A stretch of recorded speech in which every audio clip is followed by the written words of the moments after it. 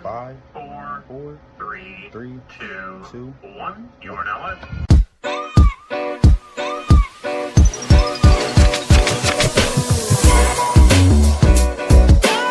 Former athlete, businessman, model, fashion influencer, father of 3.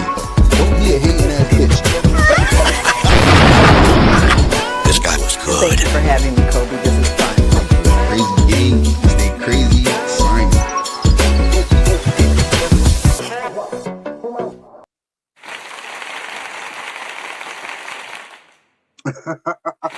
Wait, more applause, please, more applause, one more time. One more motherfucking time, because it is your boy, the one, the only, call me fucking crazy. And you are locked into yet another episode of the Crazy Talk Podcast. Yes, Sirski, yes, Sirski. They said, I want to, of course, before we even get started, I want to thank y'all for continuously showing up, for continuously supporting and locking into the Crazy Talk Podcast. Tonight is an emergency episode. And with that being said, the emergency is we are staring at the face of a shift in a lot of different communities, okay? Not just the Black community, not just within men or versus women. We are seeing a huge uproar in toxicity within relationships, within friendships, and it is running rampant. Not just in the Black community, not just within straight people, gay people. It is everywhere. And of course, excuse me, y'all, I'm a little bit under the weather too. That's why we was a little bit late. I was fucking asleep. we were a little bit late tonight because of me. Okay, I was fucking asleep, and I say we, meaning me, and of course the one, the only Noah fucking Bip. We here, man. We here. Really Noah Bip. Can we hold on one more time? Say there's power in this love tonight. It's power. I appreciate it. I appreciate you added new sounds and shit. Y'all fucking code. Nigga updating this shit. Yes, Sirski. Tip, what's up? I know, same old shit. As it should. Are you ready to dig into the emergency episode tonight? They said the episode is titled Too Little, Too Late. And it is titled that for a fucking reason, because almost everything that we will be talking about tonight happened a little too fucking late, okay? They said we are going to start the night off with talking about the breaking news in the sports world, okay? They said in the sports world, everything has been taken over. I mean, ESPN, Bleacher Report, First Take, everybody has touched on this specific topic. And it is only right that we here at the Crazy Talk Podcast dish out our opinions as well. We had a viewer. Where did you go? I don't know who you were because you didn't comment. Hopefully when you come back, you have the balls to comment. They said, yeah, I'm not being nice to y'all no more. They said, because I see that maybe I'm not, connecting with everybody because I'm not truly being who, I am. I'm not nice. I'm not nice at all. And they said, I am going to start showing that, okay? They said, if you come in, make sure you drop a motherfucking comment and drop a motherfucking like, okay? Don't be a hating ass bitch. I know I said don't be a hating ass bitch. Like, comment, and subscribe. Okay. They said, but tonight we're going to start the episode off by talking about NFL player James Pierce Jr. Yep. Tip, have you heard? Are you abreast to everything that's been going on with him? I mean, yeah, for the most part. I mean, we could touch on it. Let's do it, man. Right. They said, okay, so of course, when it comes to topics, the hard-hitting topics like this, we find it best to not just give our opinions. You know, we have to first go find some facts, first get some facts so that we can talk about it from every, you know, aspect and point of view. Right. Okay. So this is the latest. I'm going to read the latest article that I could find on this issue because there has been a multitude of articles published since, you know, the news broke about, you know, everything that transpired. This one is kind of the latest update. So I'm going to read this one because it kind of incorporates everything that has happened so far into one, right? And the headline reads as follows. WNBA player offers to testify versus Falcons Pierce in domestic case. It says WNBA player Rickea Jackson's attorneys filed a court notice Tuesday in Miami-Dade County saying that she is willing to testify against Atlanta Falcons player James Pierce Jr. if the domestic violence charges against him go to trial. According to a document in the notice of appearance and notice of victims' rights, Marcy's Law, Jackson's attorneys requested the court to dictate all possible resources and personnel to the case to conclude it as soon as practicable and bring justice to her and the people of the state of Florida. As we all know, Pierce was arrested Sunday and is facing 5 felony charges, including aggravated battery with a deadly weapon and aggravated stalking. A pretrial conditional stay away from order was filed against Pierce by the court in regards to Jackson.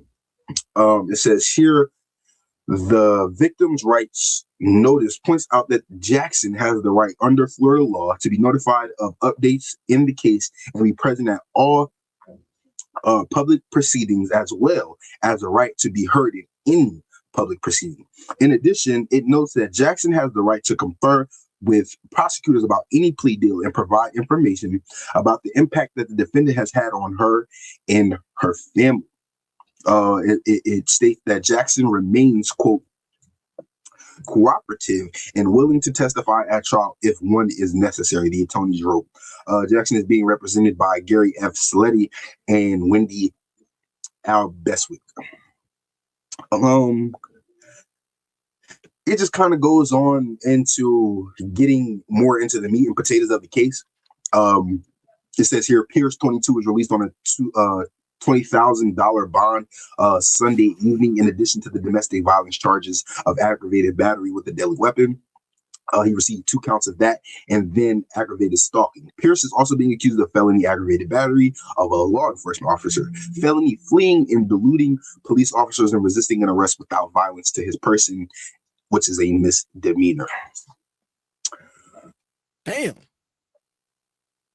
A lot, right? Right. Yeah, I think you're going to jail. But Tip, what's up? Talk to me. Am I going too far in speculation, right? Am I going too far by saying it's weird? Because we really have to paint the scenario first. The scenario that this man was awarded, was honored at the NFL honors 2 days, or if not 24 hours prior to this occurrence, to these allegations, into this situation.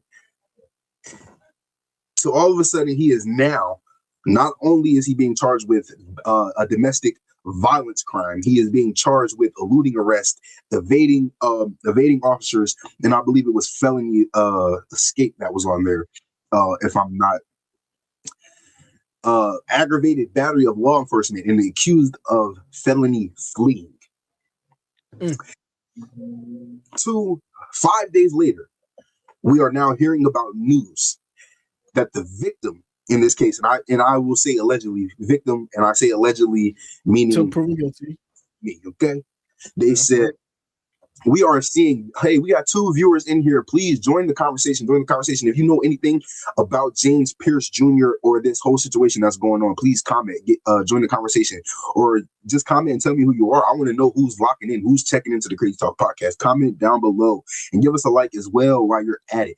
But yet, is it not weird that just 5 days removed maybe a week or so removed from this occurrence, from him being honored the day before this occurrence, that the victim, the alleged victim of this crime, is hiring representation and publicly stating that she will cooperate or will testify.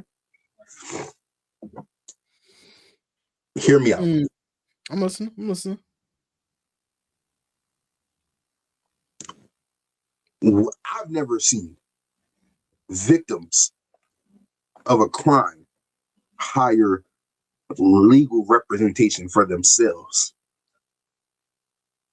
Not to mention, when this all hit the fan, the day after the NFL honors, when this first came up, it was brought up and it was first breaking news. It was issued to the world in news as a domestic dispute between the two of them.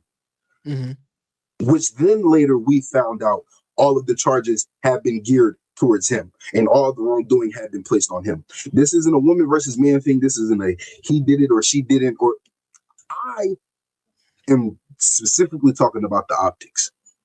What do you think about that shit? After hearing all of that, hearing the chronological, order, what do you think is going on with this shady case? Because it's shady. You made a good point, Cole. She hired legal representation, meaning that there is possible stuff that she would have to defend wrongdoing. We see this popular with a lot of NFL players specifically, where they get in these domestic disputes and they are just dragged no matter what. Like, it don't matter what the story is. And for the most part, them niggas be wrong. Let's be real. But I think for this instance, and we don't know the whole story, so I'm not gonna say the brother's guilty. I'm not gonna say he's innocent. But it seems to be like a little bit more to the story that she might know, or that, well, honestly, they both know. I'm not gonna say it's a he say, she say. That what races of the parties involved? Oh, they black. It's black folks. Yep, they're both black.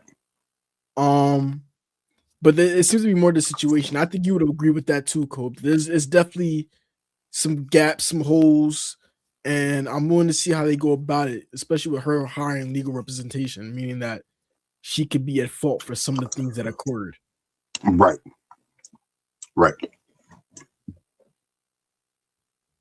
As we talk about that, I just played devil's advocate just a tiny bit there, and I had to, for the simple fact that, like I said, I want to kind of get both sides of the story. I want to kind of get to the meat and potatoes of what's actually going on and what's actually happening. But I think that it has to be said and it has to be stated. It is wrong. It is abhorrently wrong as a man, as a woman, to put your hands on your significant other in any form, fashion, or way. Interesting, Michelle says, interesting, she hired representation. I find it highly interesting that she hired representation and publicly stated that she will be testifying if this goes to trial. And he's been quiet too. He's been very quiet about it. He has. When niggas be quiet, that's when you start watching. You gotta be like, all right, this nigga might got something up his sleeve. We've seen many illegal proceedings happen in our day, too. Michelle, you are abreast with the law and abreast with how legal proceedings work. You can't. It is not customary for that to happen, for the victim to go out and say that I am going to publicly testify if this goes to trial. And boom, I understand testifying. Absolutely understand testifying. This happened to you. Absolutely testify against that man so that he is locked away forever. But that is the exact point. Me, as the victim, going out publicly saying before trial is even thought of, before this man is even arraigned on these charges, saying that I am willing to testify, that gives the DA the thought we have a case, and we have a key witness, and we have someone willing to testify, who is also the victim. For me, she's helping build the case. in an attempt, allegedly, to cover up any wrongdoing she has. Because you don't have to hire legal representation to testify on someone. Don't. That's between you and the DA. That's between you and the investigators. They ask you that in the room when they are interrogating you almost, and you're the victim. They're asking you these questions. Is this something you're willing to attest to in the court of law? This is what they ask you. So you going publicly saying, and already the high profile of the case, because you are two celebrities, two athletes in your professional in both in the professional leagues of their respective sport, right? You can't tell me that it is not meticulous to make that statement. I like that word, Cole. That was a good one. Right? You can't tell me that her legal representation did not advise her to move like this. But yeah, I was about to say, put that up there. I like that. I feel maybe she is standing on business. Now, what business? That's the question. Totally. That's a very good question. Could be it. And I would hope that that's what's it. Because if this nigga put his hands on you, I'm with you 100%. Let that Take nigga up. his ass to jail. Rid him of all his accolades. Rid him of all the benefits he is receiving in life. Absolutely. Put him under the jail and kick him one more time when he get there. 100%. It's unusual, right? It is unusual. And I think the easiest way, and this is also another reason why I find it, hard to grapple, right? The easiest way to attack or to tear down a black man in this society is to either attack his sexuality or his aggressiveness or lack thereof toward women. I like that. That's true. It's 100% true. I can't wait for the outcome. I can't wait for the outcome of this. We're all sitting there with our fucking ears open. Yeah. I think that it's something that definitely has to be talked about. Like I said, Tip, and you can, speak on this, in your own perspective or point of view. No one should be putting their hands on anyone in a relationship. No, I agree. Right? I mean, period. I've seen it firsthand. Yeah, we have.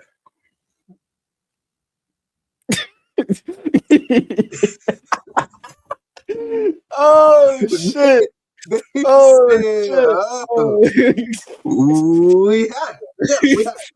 And I'm glad to bring that up, Tip. I'm glad that you bring that up because I think it's important for us as men to know that in those real life settings, yes, we may have our doubts about this. We may have our doubts about things that happen in the public eye or in the public diaspora, which those things are meant for us to kind of pick and choose a side, right? Those things are kind of meant for that to happen.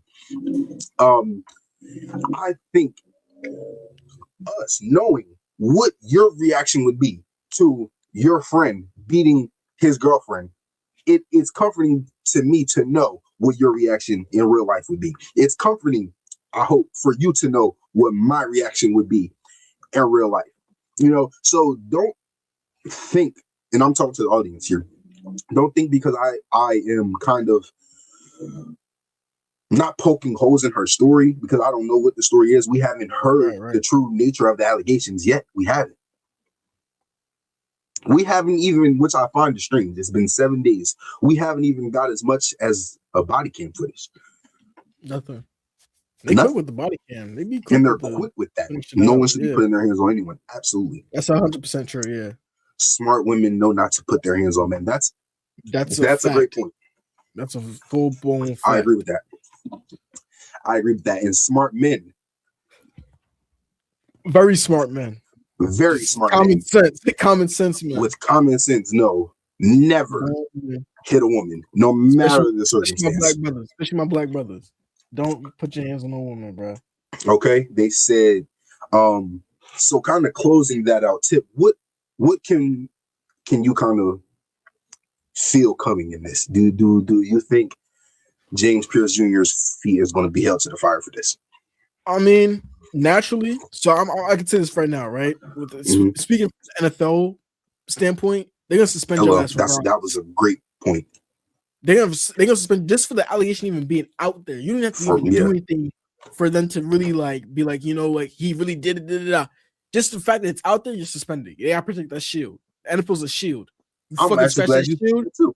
You pay for that shield. You know what I'm saying? Because later on in this episode, we will be talking about Stefon Diggs. And it's funny you say that, Tip, because there is a man who was accused of domestic violence claims, who was accused of assault multiple times by multiple different people, and we have yet to see any action taken against Stefon Diggs. But continue on your theory about James Pierce Jr. Like I said, it's all about protecting that shield, right? The NFL's a shield. You put a scratch on that shield and make it look bad, there's outcomes that needs to be handled. I feel like we're gonna get more to the story, obviously. Yep. I mean, it's a lot gonna happen. I'm curious to see how it goes, because most time when you hear these situations where black men are putting their hands on women, it's normally like white Latina women. Yeah. Now it's kind of like black on black. So I'm curious how they handle it, because let's be real, Cole. The most unprotected person in this country is a black woman. You know what I'm saying? And I'll die on that cliff. So I'm curious to see how they handle it. The justice system handles it. I'm sure there's be more to the story, but it's gonna be very interesting. But we shall see. I digress. That's a multiple great points you brought up there, Tip. Some we may have to touch on later. They said because a black man in media. I was gonna say it's right there. It's playing. It's like a little race. Yeah. They said, I think depending on the scenario, depending on the egregiousness, I think it could go either way. The black woman is mostly unprotected, or the black man. I think in healthcare, the black woman for sure. I think when it comes to the justice system, the black man. Yeah. Right. They said, I hope no one is lying. I hope no one is lying, because we've already seen enough fake allegations this year. I.e. 100%. Jordan, what's her name? Jordan Tyloo. Pauline, Jordan Tyloo of it all. Yeah. So we are definitely sick. All around, we are sick of the fake allegations. You are taking away from the seriousness of people who are actually going through what you are claiming to go through. Okay. They said, so yeah, another great point that you brought up, Tip, was the fact that scar on the NFL is going to cause them to do something, no matter what it is, right? Think about the Adrian Petersons, the Ray Rices, Tyreek Hills, the Tyreek Hills. Yeah. These guys who have been reprimanded for, well, not Ray Rice. Not everybody. We saw that footage. We saw it. Yeah. But these guys who have been held accountable for these egregious actions and kind of wither away into the nothingness of irrelevancy, right? Is there a world where James Pierce Jr. can allegedly commit these horrible acts towards his girlfriend, someone he was supposed to be romantically involved with, and find somewhere down the road redemption? And maybe that redemption looks like another chance in the NFL. Is there a world where that can happen? So where I go with this, Kobe, right? And I'm glad you brought it up, because this kind of trickles into Stefon Diggs, right? Right. How meaningful are you to an organization, and how powerful is that organization's owner? And I hate to call them owners, but they are owners, right? They own you niggas. How powerful are they? Because you see with Stefon Diggs, right? With the shit that he had, somehow got held off past the Super Bowl. Now the niggas gonna hit with a whole lot of spree of shit. You already I got still personal shit. want to have to deal with facing any of this stuff that has been alleged against him. But you know, when you have, I mean, we're just calling a spade, and in all fairness, has been any other person with a different team, with a different owner that's not Robert Kraft, shit would look a little different. I think you would agree with that. Yeah. And it's been someone on the fucking Jets, that nigga would have been gone. Immediate suspension. I think wouldn't know even that seeing now with the Falcons, with James Pierce Jr. Not that powerful of an owner. Absolutely. You have certain owners. You got the Jerry Joneses, the Robert Krafts. Those dudes just powerful in sports. Not just powerful in sports, but just powerful in general. Yeah. And they can get away with a lot. And I'm a Cowboys fan, man. Jerry's world. What are you talking about? They said, which brings us to our next topic. Let's do it. Cardi B and the Stephon Diggs of it all, right? They said, as some of us know, Cardi B, formerly married to Offset, 1/3 of the Migos rap group, legendary rap group Migos, who earlier, I want to say it was earlier this, no, it was late last year, maybe early last year. I don't really remember. Mid last year, I'd say mid-ish, around mid-year last year, we were abreast to the divorce of her and Offset, and immediately thereafter introduced to the relationship between her and NFL football player, debatable legend Stephon Diggs. I like that, debatable legend. I think it's debatable. I think he's a legend in my book, but that's just because it's different. Yeah. It is different for us. I think everybody in my generation is a legend, so it's debatable. Yeah. They said, who else? We, like me and Tip were just talking about, we have almost immediately after being introduced to the relationship between Cardi B and Stephon Diggs, we were introduced to a series of allegations of domestic violence, of paternity evasion, of they said we they said we have, there have been so many allegations. I mean, one of the most prominent allegations made against him during this time was one by Christopher Blake. Like he the chef's claim was egregious. I remember the chef something about being about a payment, right? Yeah. Which he or she was then beat up or something along those lines afterwards. Something similar, allegations similar were made by, I believe his name is Christopher Blake Griffin. Oh, the dude saying he was touching him? Yeah, the dude who said that's been going on for years, though. That's been going on for a little minute. I think his story ain't changed yet. I don't think that I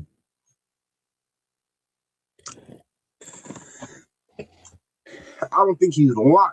However, I don't think he's also telling the truth. I get what you're saying. You get what I'm saying? They was around each other for sure. That's what I'm saying. That's what I'm saying. They said something in the buttermilk ain't clean there.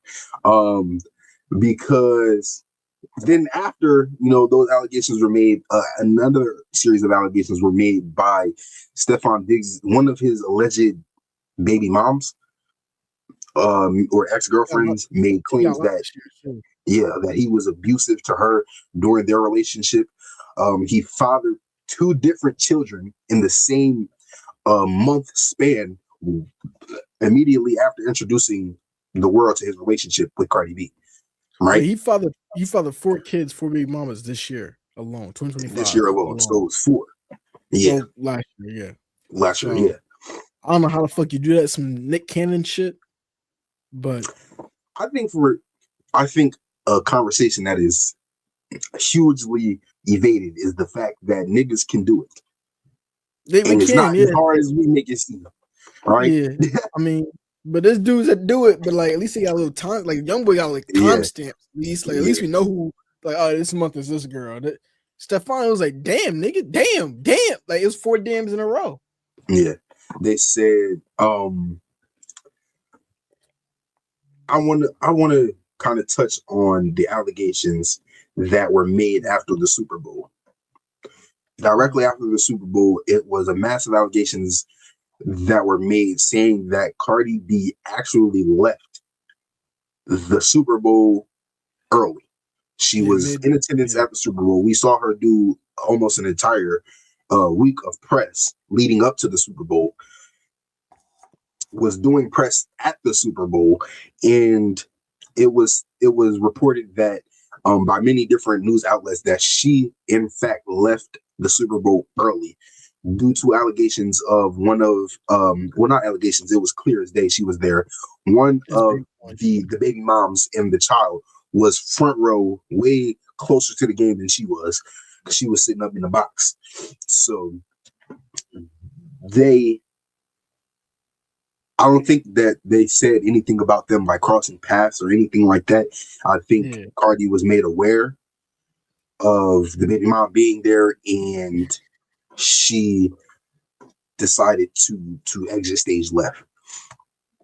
Oop. Yes, y'all joined just in time. We are about to talk about the messiest topic of the night. Okay, they said, and that is for those who have just joined us. That is for Cardi and Stefan Diggs of it all. Tell me, you just gave us your opinion on the fact that you find it wildly insane to father 4 children in a year span. Yeah. And do you find it wildly insane that he has 2 baby moms in the same area supporting him? No. That Hello. I don't disagree with. Hello. And the reason for that being, the Super Bowl is one of the most biggest stages in American, I wouldn't say American sports, just but in like America in general. Like how many people tune in, how many people want to be a part of that, you know what I'm saying? So for him to have both baby mamas, I'm not surprised. It's both children of his, it's the mother of his children, you know what I'm saying? Right. Like regardless of how you might feel about your baby mom, that is the mother of your children. As a man and how I was brought up, you take care, you make sure the baby mom is good. Like you make sure, right? I pray that I never have a baby mom, hope I have a wife.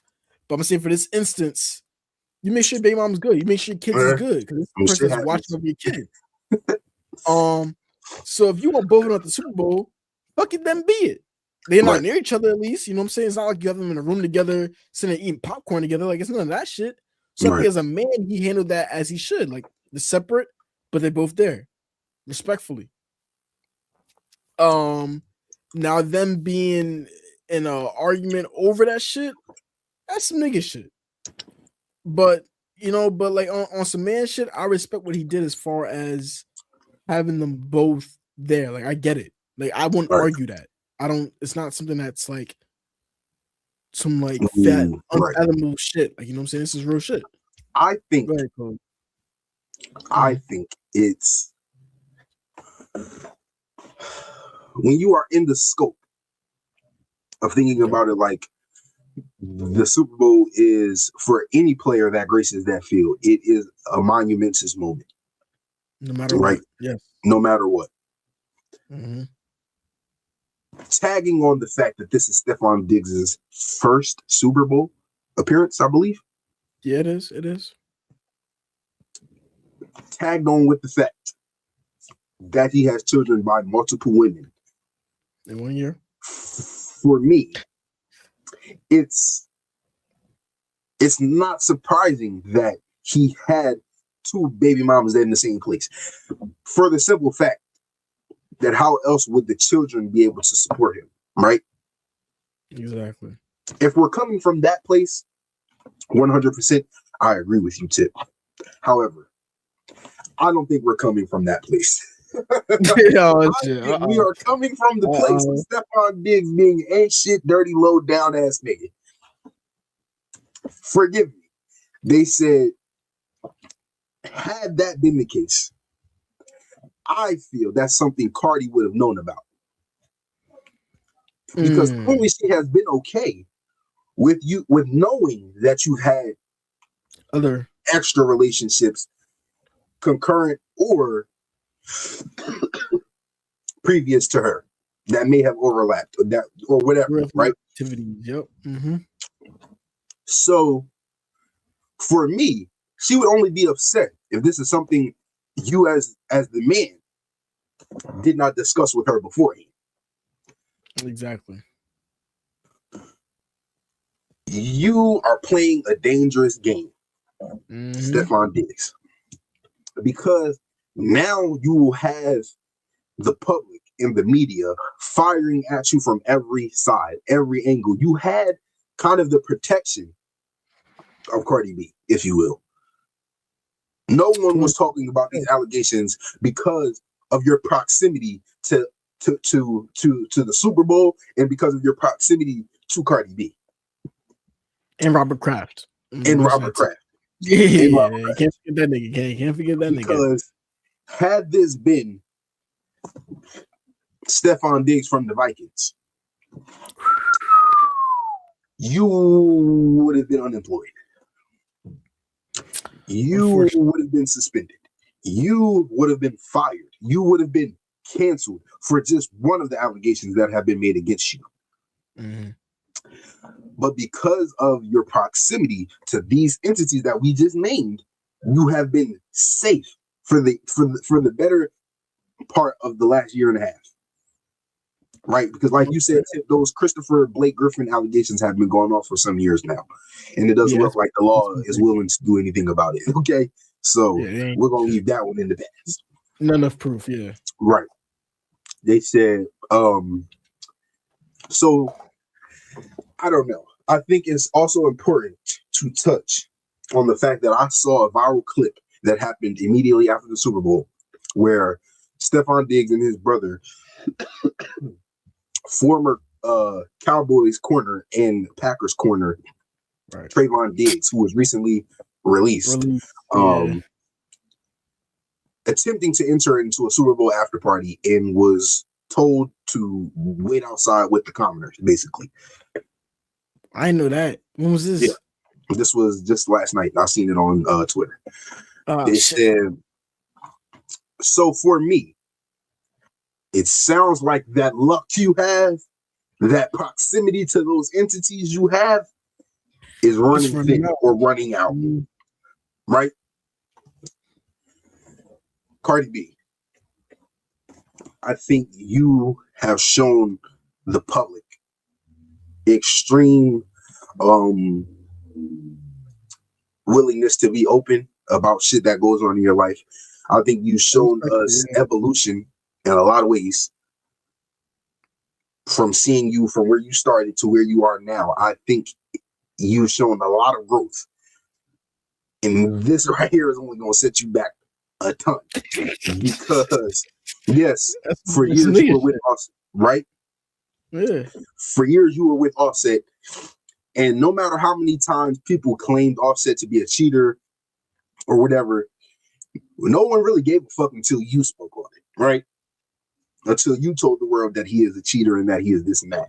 And so I think seeing the difference between how the world handled Offset and how different the world is handling Stefon Diggs, I feel like they're handling Stefon Diggs the way they handle Diddy. Like, we're not ready to go all the way there until we get some more evidence on you, but I'm pretty sure you did the shit that people are accusing you of. Yeah. At least Austin didn't produce no kids, though. We can at least say that. Austin didn't produce no kids. He was fucking, though. You know he was fucking. Yeah, it had to be. But he used that rubber. Or he was pulling out perfectly. But the thing about Offset is he also does have 5 other kids before his relationship with Cardi B. So he was already abreast to. She knew that before going in. Before going in. So I give it a surprise. Yeah, he but Offset got his lickings out before he met Cardi. Well, he got his kids out before he met Cardi. I wouldn't say he got his lickings out. Yeah, because he got a lot of lickings in. Okay. They said he damn sure did. What else? What Keon White? I'm talking about that. Keon White. the dude that got The whole shot, situation my with baby. little baby. Yeah, I heard about that. Go ahead. Yep. Yeah, I seen So it. we have so what happened was, to make it short, we tell the whole story. Little baby's entourage entered the club, right? Right. There's a private party going on. That private party was Keon White, 49ers cornerback. Little baby's entourage was like, man, like, fuck that party. Like, we entering this shit. They enter this shit. Keon White is a 6'5", 200-something pound black man. This nigga's not little. Not a nigga you want to sit there and try to fight. He's a professional athlete. The nigga's cardio was probably A1. So they got some No mean altercation. chances are, but yeah. But still, he's 6'5", and them hood niggas, they be skinny as shit for the most part. Definitely. And the cardio ain't there. So you know what they do? They carry guns. And he got into argument, probably a little scuffle, and got shot in the ankle. Probably was aiming for his Achilles, for all we know. Yeah. But yeah. So I mean, it's just, honestly, I doubt little baby's people was checked in. They probably went through security and was like, "Oh, it's little baby and his people. Let him through." Let him through. Yeah. Check. And so it got him, shot in the ankle. We'll see where it goes from there. Crazy as shit. I know people probably pointing the blame at little baby, but it's a lot. You know what I'm saying? Right. You be around hood niggas, you gonna get a lot of hood shit, as we say, code. You know what I'm saying? You around a crowd, you gonna get a type of crowd. It is absolutely redundant to be sitting here in the year 2026 talking about little baby doing some thug shit. That's just me. I think you've been in the game, what, a decade now? Almost leaning on to a decade. Almost, yeah. He's scratching that surface. For you to still, at the height that you are, to still be getting into situations like this. After thug shit. That's the main thing in my opinion. After what Thug just went through, the YSL shit. After what Thug went through, after what you supported with Thug, after the things that you said against Gunna, after you kind of, I can't remember if he was one of the co-signers of the F the Streets movement that 21 Savage has going on. I'm not sure if he said anything. Shit was definitely hashed out though under that movement. Right. Let's be real, yeah. I think it's completely bullshit for us to still be here in 2026 talking about little baby doing some dumb ass hood nigga shit. You are no longer a hood nigga. No matter if you grew up there, no matter all the dirt you've done, you are now a millionaire. Nigga. You are now an influence. You are now someone people look up to. And so that means not doing dumb shit like this. Not landing yourself in where we saw Thug in just a couple of years ago. Not landing yourself in the same situation your close friend Lil Durk is in currently. I think we have to start being smarter as a fucking whole. We have to start being fucking smarter. From the domestic shit to the egregious shit about Saquon Diggs to this kind of spur of the moment type of thing. Me seeing Keon White and Lil Baby in the same headline was confusing for me. Don't make no sense. It didn't make any sense. Out the way. Two niggas that should be out the way. It didn't make any sense for me. Money. And for it to be so during the time so fragile meaning anything is liable to get out, anything is liable to be found out by the police, anything is liable to be figured out. In a day where shit is so fragile that people tell on people for nothing, that this would happen publicly, shows that you, Lil Baby, are not someone who is deserving of the stature that you have. Taking it for granted. Simple. Taking it for granted. I think it is a important conversation to have, that people are purposefully kind of misaligning themselves with the shit that they claim to want. You can't claim to want success.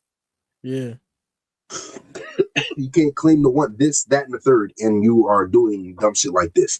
I think it's also a perfect segue into talking about the football of it all, right? Keon White, prayers go out to you. Hope you recover soon. I hope we figure out the whole details of this story of what happened, really. I hope we get down to that. But we have to talk about what everybody has been talking about for the last week, couple days since Sunday. Everyone has been running off at the mouth about the Super Bowl, from the gameplay to the halftime show to even the performers before the game. The performers for Lift Every Voice and Sing have been getting recognition. Everybody, the whole spectacle that was Super Bowl, I believe 50. I don't fucking know. In my opinion, excuse my sniffles, or I'm fucking sick. In my opinion, it was one of the most, how do I put this? Is this the Super Bowl or the halftime show? The Super Bowl. I'm talking about everything right here. Okay. Yeah. It was one of the most underwhelming Super Bowls that I've witnessed in my time, right? And that's including the game, that the actual game that we saw, and the halftime show. Okay. Give me your thoughts on the game. Were you intrigued by the matchup? Were you looking forward to the matchup? So here's how I look at it, Cole, man. We both agree. Neither team we thought were the best teams coming out of the NFC East. I mean, the NFC and the AFC. I think a lot of it was just situational. I do tip my hat off to Seattle for doing what they're doing. The defense is elite. We agreed on that. I kind of figured it would be a pretty defensive game. Was I expecting more? Yeah, I generally was, but it just wasn't. Shout outs to Christian Gonzalez. Right. I think he played his ass off as a cornerback for Patriots. But outside of that, I mean, the game was kind of just like a field goal game. It's just field goal after field goal. Kudos to Kenneth Walker. I think he balled out. Do I think he was MVP? I would say it's either probably him or the kicker. Which is crazy to say. The kicker would probably get MVP. But I think they both played great games. It was a great defensive game for the most part for my defensive. You're talking about the running back, right? Yeah, Kenneth Walker, yeah. Okay, yeah. But I mean, great defensive game from all parties. I mean, but when you're in the Super Bowl, you kind of want to see more offense. Kind of like that Chiefs-Eagles game. Not the second one, but the one prior to that, about 2 years ago. 2022. Yeah, when you saw the score was like 35-35, it was a back and forth game. Like, you want to see more stuff like that for the Super Bowl, something more exciting. Or we didn't get something that, but more, like you said, something more exciting, like that Falcons, that historic Falcons Patriots game. Something like we've never seen before. We saw two teams with a quarterback. Drake May is a young quarterback, first time in the playoffs. Looked like fucking seeing a ghost out there. Sam Darnold being kind of like a Cinderella story for the most part. It was more storyline than actual action. But that's not to take away from what these guys did as a team. But I think fan-wise, we didn't really see anyone that we would know walking in the street. If Drake May walk down the street, I don't think the average person would know who he is. If Sam Darnold walked down the street, I doubt the average person would know who he is. There was no faces in this Super Bowl, which is fine because this is where faces are made. But it was nothing. There was a face in the Super Bowl. I just don't think he did enough. Well, there's probably JSN. That was no, I'm talking about one of the other teams. but we know Diggs, but I mean, for multiple reasons. But you know, he is I on the older 100% side. thought that Stephon Diggs was going to have a game. If I was a betting man, I would have put plus 85 on his yards. Right? First Yeah. time being there, all them times he was sitting on the sideline, sitting there crying, watching the other team win. I thought he was gonna be MVP, Cole. I mean, And I had Seattle winning, but still. You said at the beginning of your opinion that Drake May looked like he saw a ghost. Deer in headlights. Right. And I don't think that was the case. Because we here at the Crazy Talk Podcast are sports analysts, so of course we are going to break it down. I think this was another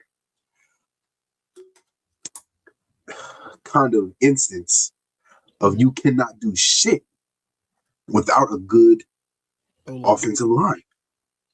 Fair enough. I mean, Tip, the way in which that defensive line demolished the Patriots' left side, egregious. I am still trying to fathom how in the hell they beat the Texans. Now look, Cole. Before you say anything, I want you to remember this. They said statistically, right, to get to the Super Bowl, Drake May played the worst ever out of all quarterbacks. 22 sacks, I believe it was. 4 interceptions. Like the dude has played a horrible playoff run. Like it's called a spade a spade. He had a horrible playoff run. Now is that to the O-line? I'll let you take that away. I'll let you say what you have to say. As a former offensive lineman, watching that game against Seattle, that Super Bowl, but also watching that game against the Broncos, it showed me that Drake May has flaws. Every quarterback does. But Drake May is also pound for pound the smallest quarterback that was still in the playoffs.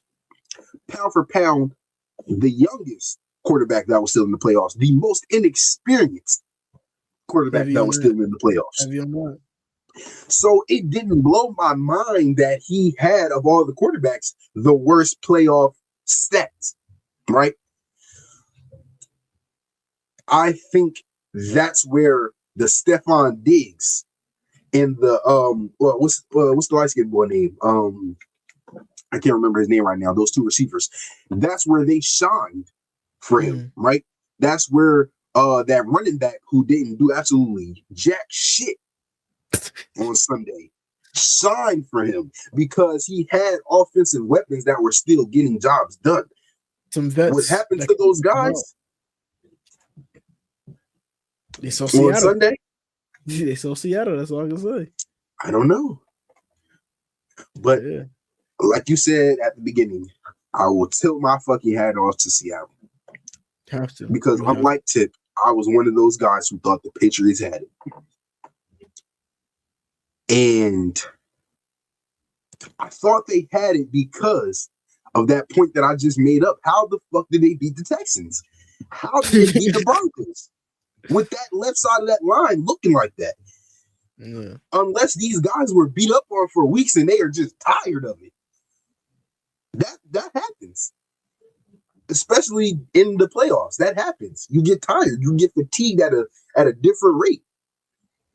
Mm-hmm. So I get it, but I don't understand for the life of me how that left side of the line, 2 rookies, might I add, 2 rookies. To be fair, I just can't fathom how the fuck they made it through the season, let alone the fucking playoffs with that. Had we played that offensive line, we would have beat the fuck out of the Patriots just like we did earlier this season. I'm so pissed that the bracket fucking worked out the way that it fucking did. Well, Kobe even said is that they had one of the easiest schedules in the NFL, and that's not to take credit away from it. It's so hard to win games in the NFL, but the teams they play just I mean, let's just call a spade as we always do. Like, it was an easy run. They didn't have Bo Nix when they played the Broncos. The fucking Texans, I don't know what the fuck was going on in CJ Stroud's head. It seemed I like think he a needs a savior psych was at every evaluation. juncture, right? Like they were That getting nigga had- saved at every. Yeah, He cut his dress after the game. I mean, CJ Stroud should have cut his fucking dress. He should have cut his fucking dress after that game against us. Shit, man. Shit. The only reason he won that fucking game is because of that defense. I love CJ Stroud too. Hell of a player. I do too. But One of he my just- favorite young quarterbacks for sure. 100%. But he just shit the bed. That's what I mean. I was going to say. Talk about a bad playoff. Yeah. That guy had a bad. 5 turnovers in one game.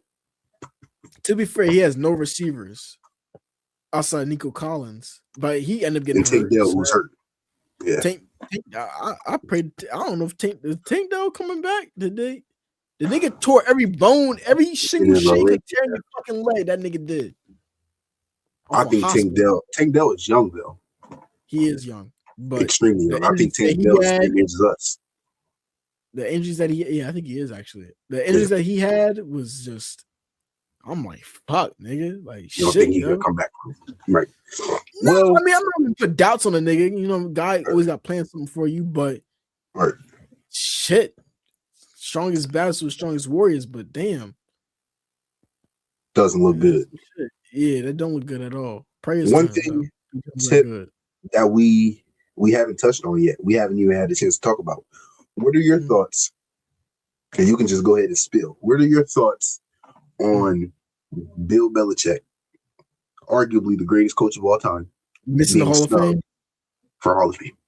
Burn the whole Hall of Fame. Burn that whole shit. I don't care what mind you, Kobe. You probably hated the Patriots more than I did. Absolutely. I couldn't stand them niggas. The fans, they were worse than Eagles fans. I hate them niggas. Yes. Bandwagons. If you've never experienced a 2010 through 2015, 2016 Patriots fan base, I got news or a for you, 2020 to 2026 Eagles fan base, you don't know I got hard news fan for you. bases. That was one of the most criminal snubs I've ever seen. If this is the case, Cole, who's the first ballot Hall of Fame coach? Who's the first ballot Hall of Famer? As a coach, I don't- who's the first as a ballot Hall of Famer? None then. If At this not point, none. I At better that not see point, another none. one ever again. I better not see one ever again. I don't care. I better Yes, not- I think it's different to touch on how qualified a player is. that I think it's subjectively different to talk about how qualified a player is to get in the Hall of Fame, because you can argue that. You can argue, yeah, Cam Newton been to one bowl and he shitted the bed every playoff game he ever had, or he did, but he was a great quarterback. You can argue points like that. You cannot argue six Super Bowls over. I want to say 9 Super Bowl appearances. he had a You lot of yeah. can't argue that when it comes to a coach who doesn't can't. step on the field, who leads a team. Wait, Kobe, he has more than that because he coached for other teams. So I think he really has like 7 or 8. Yeah. As a coach alone, the nigga is just Oh, like yeah, no, he has there's 8. no- He has 8. there's nothing more superior. He has 8. I think he had like the Giants or something like that. Or Yeah, he has 4 on one hand and 4 on the other. That viral picture. like how does one? I can't. If that's the case, no player in our lifetime, Cole, and I mean this from like let's say like 2000 to right now, there's not a player, a coach. No one should be a first ballot Hall of Famer. Everyone should be from the past before 2000. Tom Brady should not be a Hall of Famer off that standard. Tom Brady's on the first ballot. I think Bill Belichick being snubbed for Hall of Fame negates the legacies of John Madden. It negates the legacies of Vince Lombardi. Like, Every coach, take away every coach. it negates all of those legacies. You just can't say that these guys are Hall of Famers and this guy isn't. I can't think of a coach better than him. I genuinely can't, Kobe. I can't. Still to this day. Belichick used to have niggas we never heard of, Cole, undrafted and put up 150 yards on the best defense. And we're sitting there like, what's the nigga name again? Wait, who it is? He just ran it back for 100,000.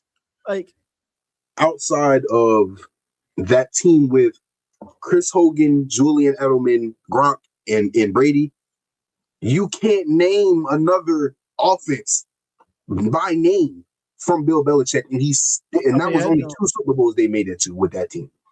So those other fucking 8, those other 6 random ass niggas, I don't even know who they are, bro. We just knew Tom Brady. The rest were undrafted dudes from fucking Duke or some shit. Free agents going crazy.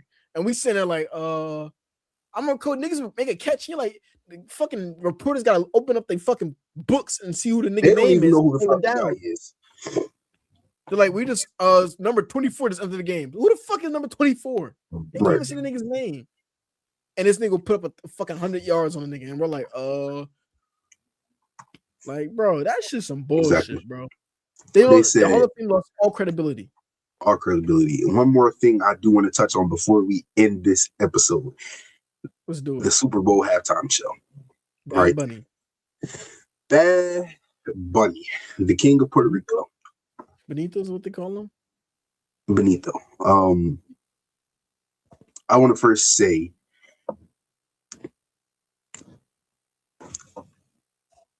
I am not in any way, shape, or form woke, okay? But I also am not in any way, shape, or form. Cole, before we say it, let's say the liberal version, like the new version, the white liberal version of woke. We woke, but we're not they woke. Right. That's what I was about to say, but I'm not at all. That woke. Sleep. Yeah. There you go. At all, right?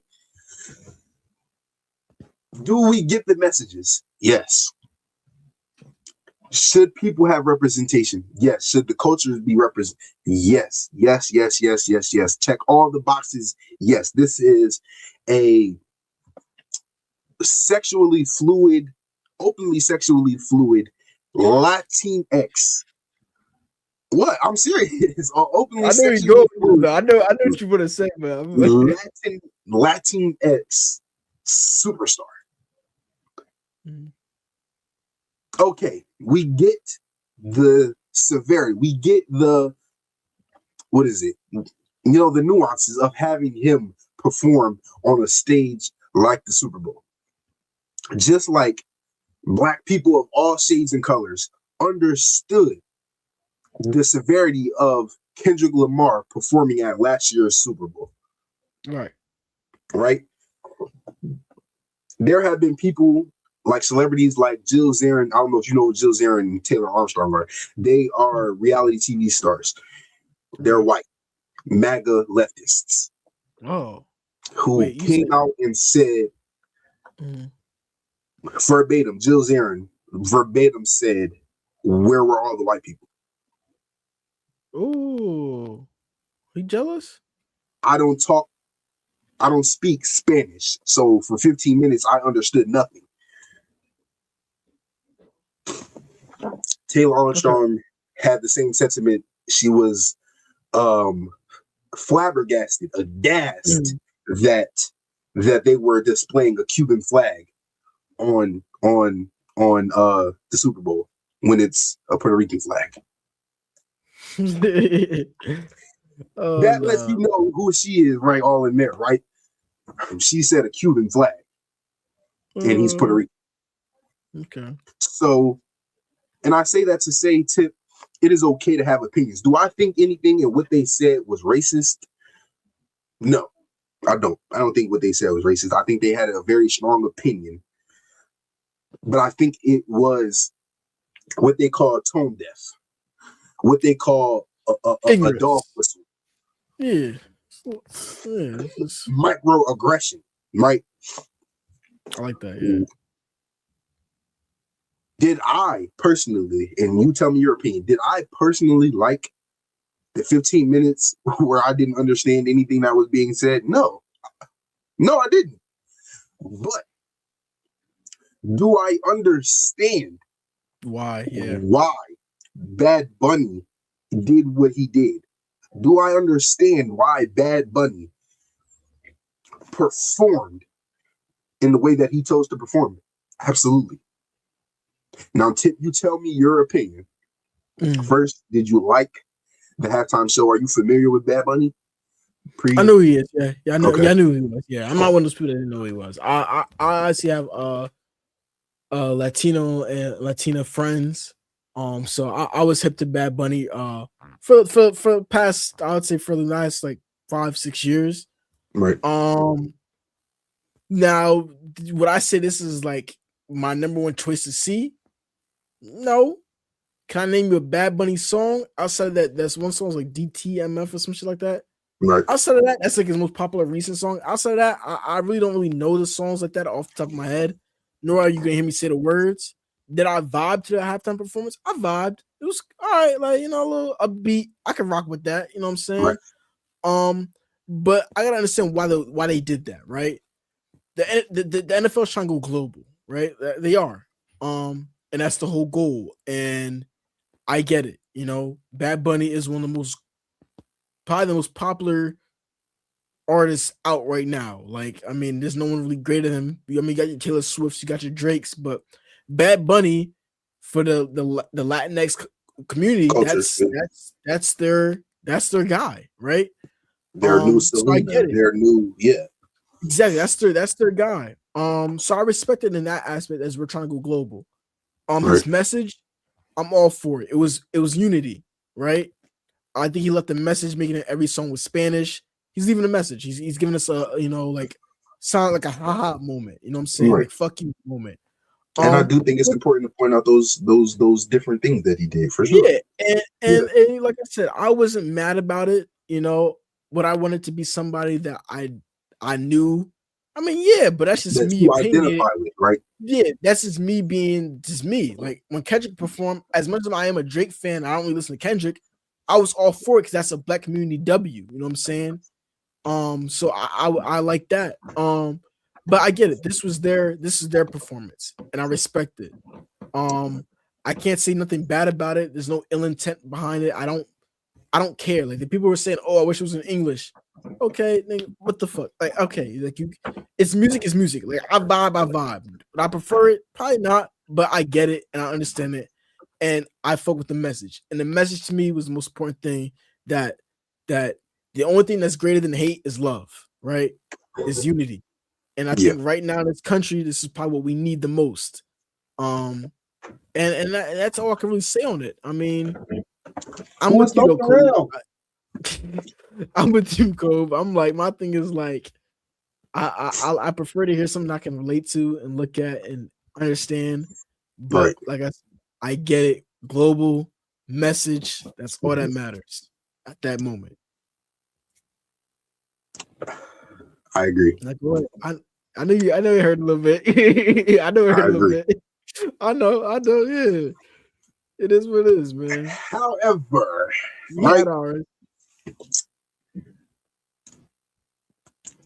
I saw three of my favorite podcast hosts that I've watched who inspired me to begin podcasting. Right, actually had a debate on this, and actually had a more focused debate on the reactions from people like Gerald Zarin and Taylor Armstrong.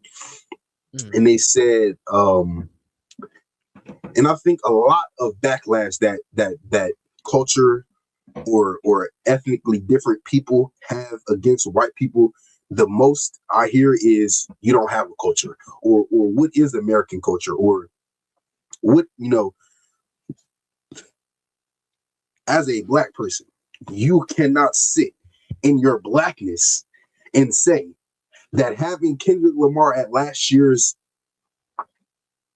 Super Bowl wasn't opportunistic. It boosted us. It showed us our culture for the most part. Having what was her name? Which one? Shakira. Yeah, Shakira had her moment. Shakira, and she did with some J-Lo, right? I think J-Lo featured. It might have been J-Lo featured it. I don't know. It was two of them. It was Shakira. Right, and it was Shakira and somebody else. I forget. but Yeah. they put on a spectacle that year.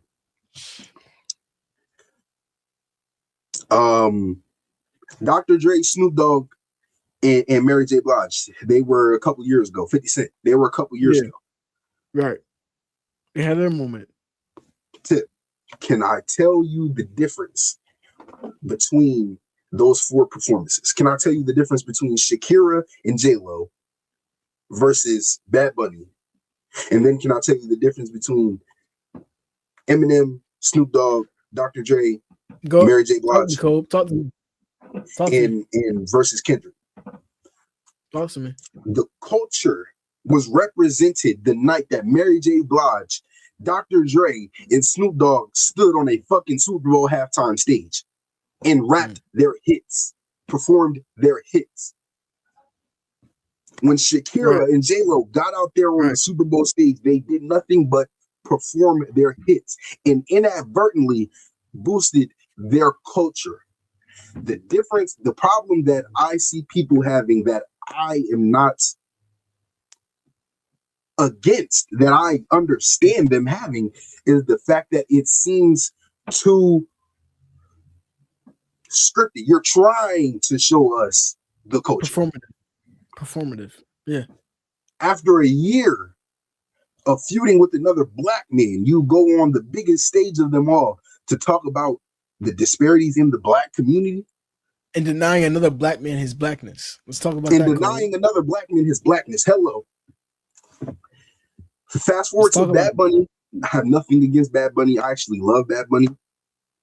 I was familiar with Bad Bunny through being a fan of wrestling. He has made appearances in wrestling. So that's how I know Bad Bunny. So to see Bad Bunny have the original, I don't even know if you know this, to have the original Puerto Rican flag before it became a U.S. territory, with the original canary blue that is in the Puerto Rican flag, not the dark blue that America changed it to. Put me on, Kobe. I know that. I like that. Okay. Him having that as a symbol, him having the power lines where it symbolizes the fact that Puerto Rico was left destitute during the storm.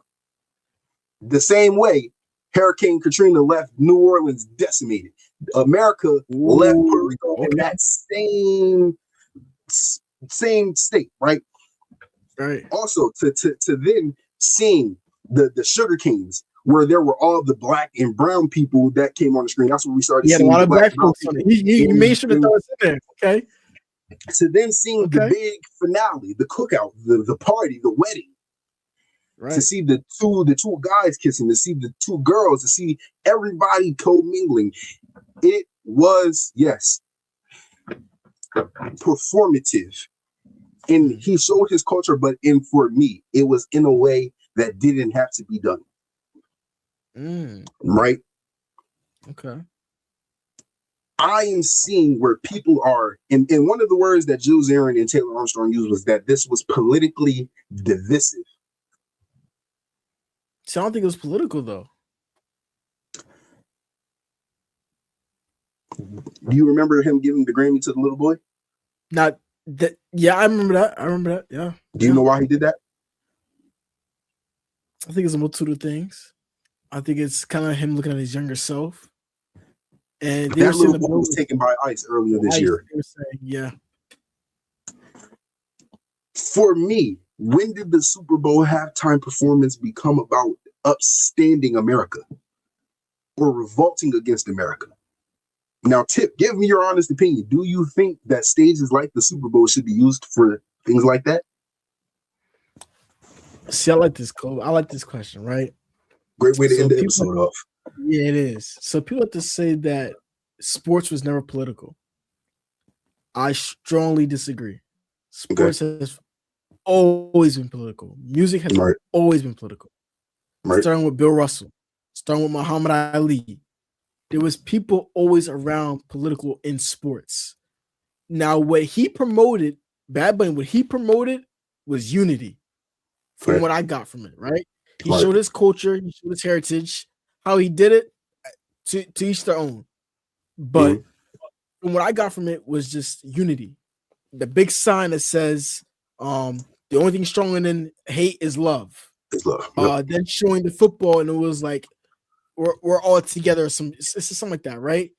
To Right. me, that's what I want to see, right? He didn't say fuck Trump, fuck ICE. He didn't say none of that. He didn't have to say it.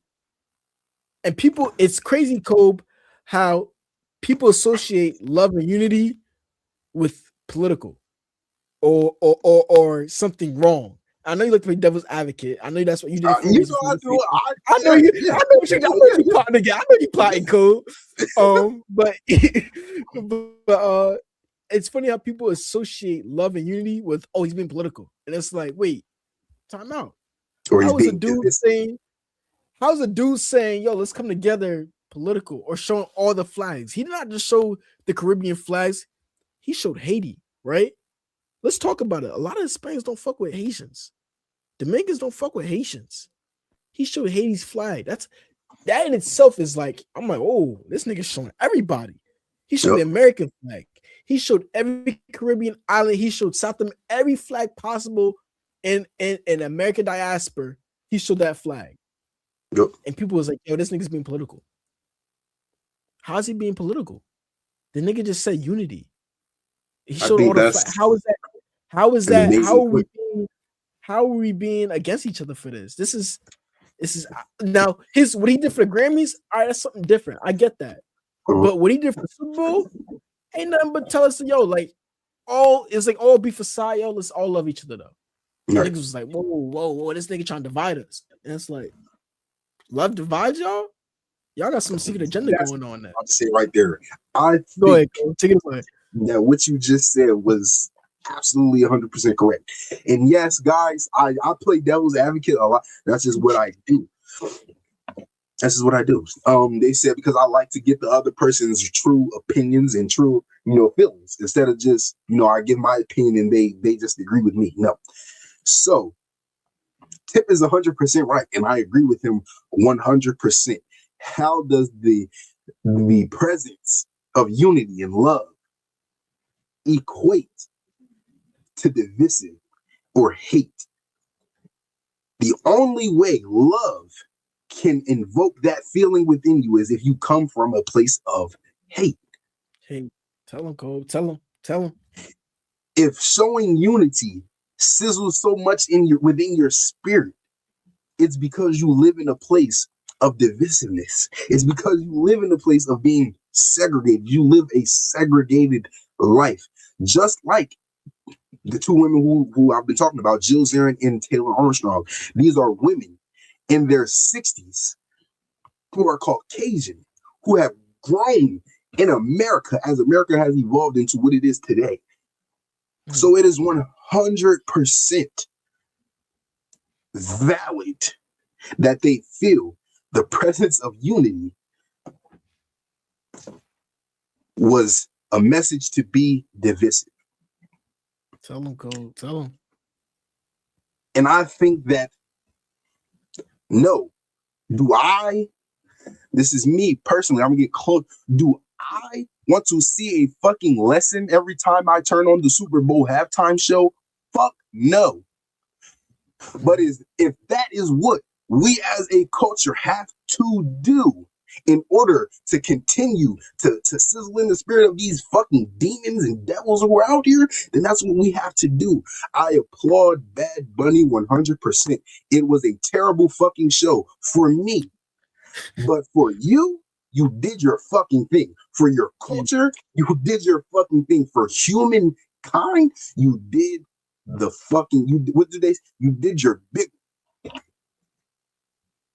And I can only hope that next year we are all given the grace and a fucking break from the woke visionary shit, and we get something fun. Yeah, like a no more messages. Yeah, no more messages. Let's evolve, and I hope we evolve. Like you said, I hope we evolve a society where we don't need messages to remind ourselves. Yo, let's remember to love each other. Like that's our culture, yeah. But I don't want to remember having to do that. I don't want to have to look at that and be like, oh, like damn, we have to do that again. Like I don't want us to think like that. I want us to be like, you know what? Yo, we don't need this shit no more because we already got that shit. Like we already love each other. We move past this. You know what I'm saying? You're fed up with it. I'm fed up with it. I don't want to keep reminding Yeah. niggas to stop hating on each other, stop being ignorant, stop being racist. I don't want to remind folks to do that shit. I want some shit where we can just have fun now. We can come together. But until motherfuckers stop being the way they are, we're probably gonna keep getting this political shit. We're gonna keep getting reminded of certain things that's going on in society. Because unfortunately, people seem to just ignore it or just choose to just be filled with hate. And you got a lot of that. And I mean, we can get into it. We'll probably get into another episode. I ain't gonna say too much because I can get into the whole Epstein file shit, and I don't want to do all that about hate and when niggas being evil and shit. But you get what I'm saying, Cole. We need more love in this shit. We need more passion and whatnot. So that's what I'm pushing for. But I hate to see that we have to do it through the Super Bowl for us to realize that, and it's still political now. And there you have it, folks. This was a great episode of the Crazy Talk podcast. And for all the MAGA leftists, I'm not even going to say conservative because I am a big conservative, but all the leftists, fucking radical dickheads who felt that was divisive, allow me to divide us some more. You have to give the same grace to others that you want for yourself. And whether that means you want people to not, like Tip said, to not bring up the history of America like Donald Trump is trying to erase in the schools and the curriculums and the books. If you don't want people to have stand-up protests about fucked up shit that's going on, if you don't want people standing on the biggest concert of American history and giving a fucking lesson, you should probably fix the fuck shit that you do. But it seems like for America, it's pretty on theme with the theme of this episode. Too little, too fucking late. And with that, it is your boy, Call Me Fucking Crazy, and it is your boy, Noah Tip. Thank you for signing on to the Crazy Talk podcast. It's your boys, and we'll be back next week. Peace.